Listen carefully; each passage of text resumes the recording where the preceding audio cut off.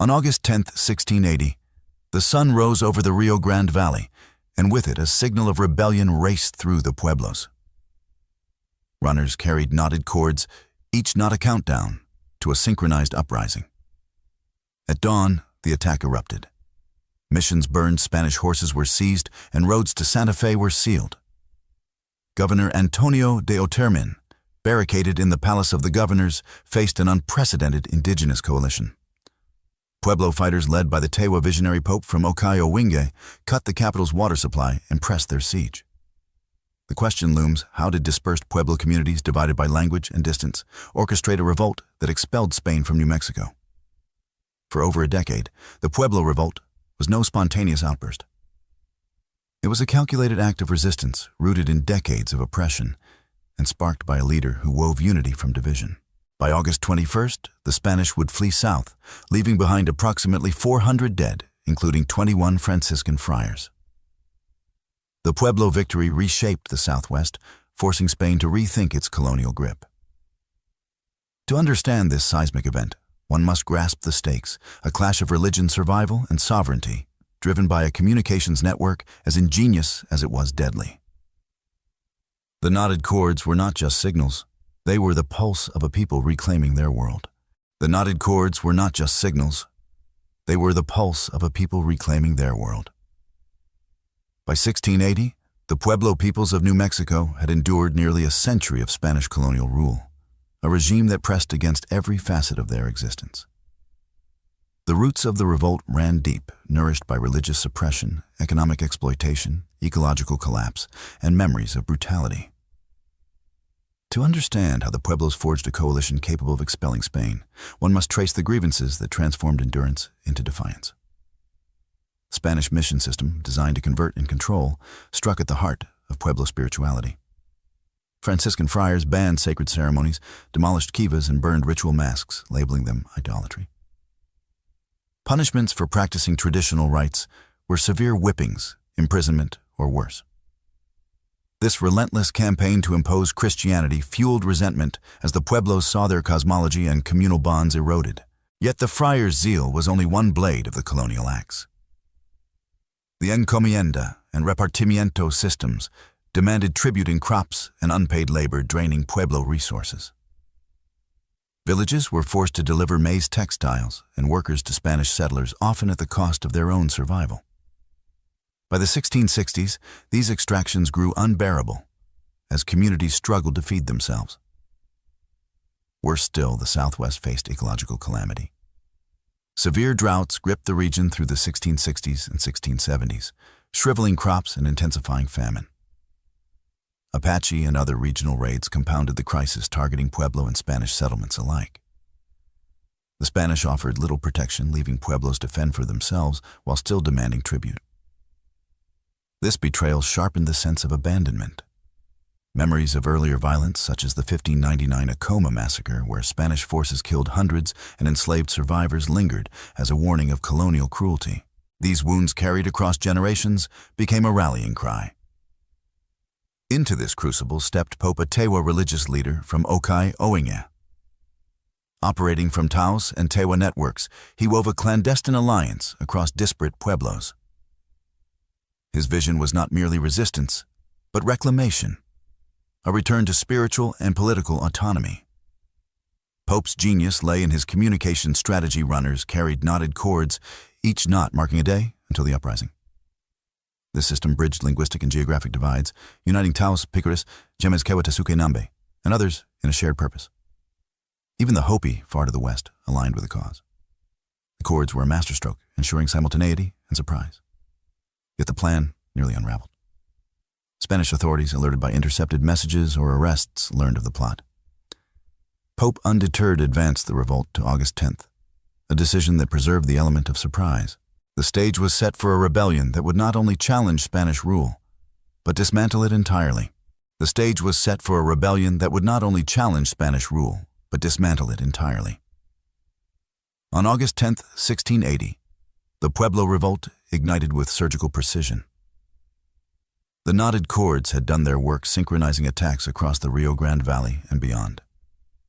From Taos to Tasuke Picuras to Tewa and as far west as the Hopi Mesa, as Pueblo fighters struck simultaneously, catching Spanish settlers and missionaries off guard.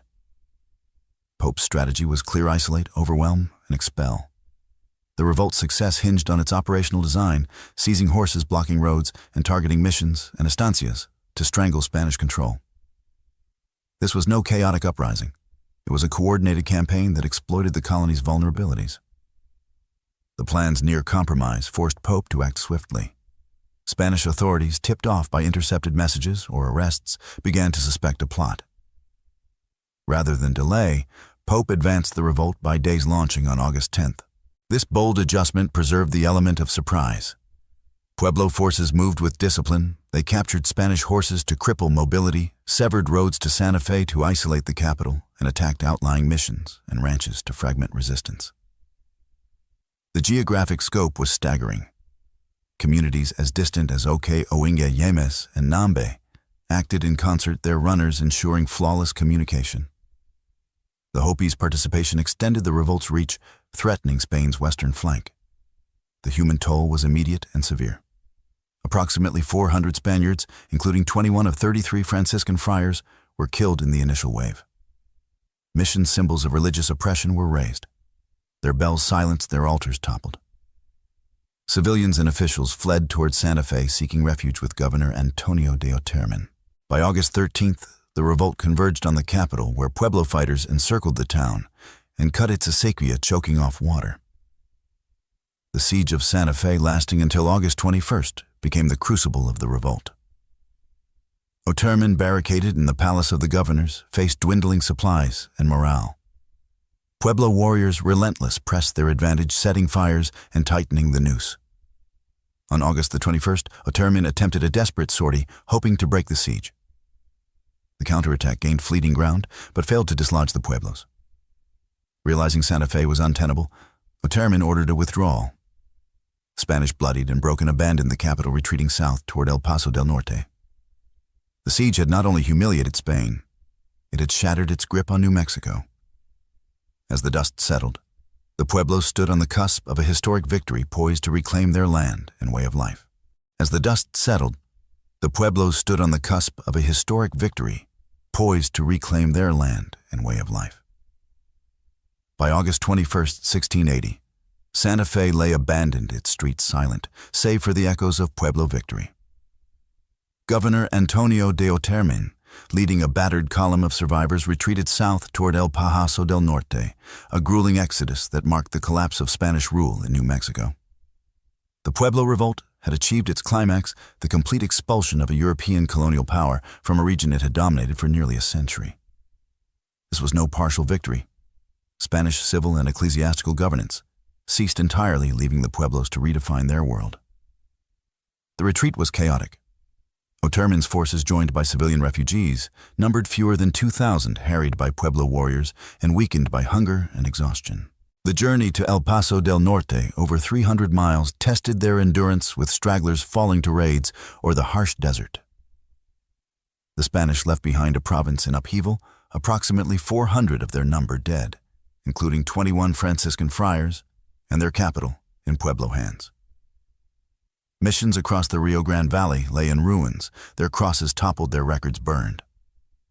For the first time since 1598, New Mexico had no Spanish presence. In the revolt's aftermath, the Pueblos moved swiftly to reclaim their autonomy. Under Pope's leadership, communities dismantled the physical and spiritual scars of colonization. Kivas were restored, sacred ceremonies revived, and Christian symbols removed from villages. This resacralization was not merely symbolic. It was a deliberate act of cultural and political renewal.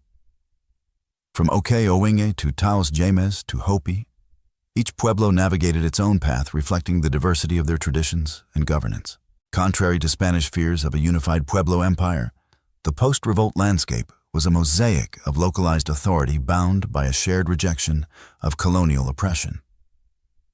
Pope's role as a unifier persisted, though not without challenges. His vision of spiritual revival sometimes clashed with practical governance, and inter-Pueblo rivalries resurfaced. Yet, the absence of Spanish rule allowed communities to rebuild on their own terms, free from encomienda demands and missionary zeal.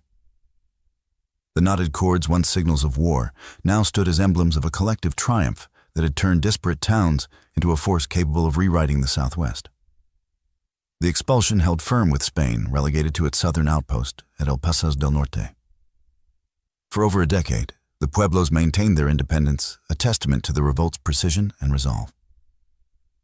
The question remained: could this hard-won autonomy endure, or would Spain find a way to return? The question remained. Could this hard-won autonomy endure, or would Spain find a way to return? For over a decade, the Pueblos held New Mexico as their own, a rare interlude of indigenous sovereignty in the face of European colonialism.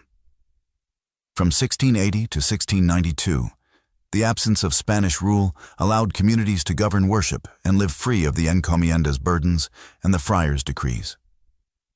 This period, often overshadowed by the revolt itself, reveals the complexity of Pueblo resilience and the challenges of sustaining unity after victory. The Southwest, for a time, belonged to its original stewards.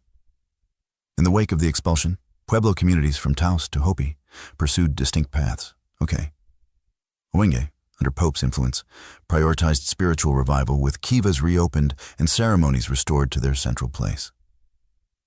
Other Pueblos like Jemez and Tewa focused on rebuilding economies strained by decades of tribute and drought. The Hopi, geographically distant, maintained their independence. With minimal interference, their mesa is a stronghold of cultural continuity. This diversity, while a strength, also underscored the absence of a singular Pueblo state.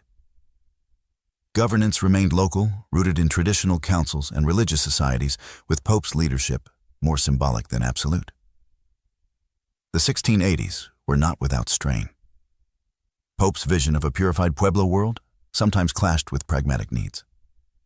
His calls to abandon Spanish crops, tools, or livestock met resistance in communities reliant on these for survival. Inter-Pueblo rivalries suppressed during the revolt resurfaced, complicating trade and defense. External pressures persisted as well. Apache raids, a persistent threat before 1680, intensified targeting Pueblo fields and herds. The ecological scars of the 1660s-1670s droughts lingered, challenging food security. Yet the Pueblos adapted, leveraging their reclaimed autonomy to negotiate these threats on their own terms. Spain, meanwhile, licked its wounds in El Paso del Norte. The colonial government, humiliated by the revolt, reorganized its frontier defenses, but lacked the resources for immediate retaliation. The loss of New Mexico disrupted Spain's northern ambitions, forcing a strategic retreat. Missionaries and officials debated the causes of the uprising, with some acknowledging the brutality of religious suppression and encomienda demands. These reflections, though limited, planted seeds for a shift in colonial policy, one that would surface when Spain attempted to return. The Pueblo Revolt's success reverberated beyond New Mexico. It stood as a beacon of indigenous resistance, proving that a coordinated uprising could expel a European power.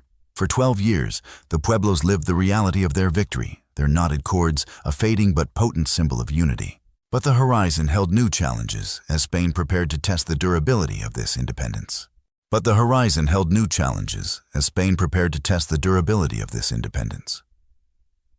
In September 1692, after 12 years of exile, Spain returned to New Mexico under the command of Diego de Vargas.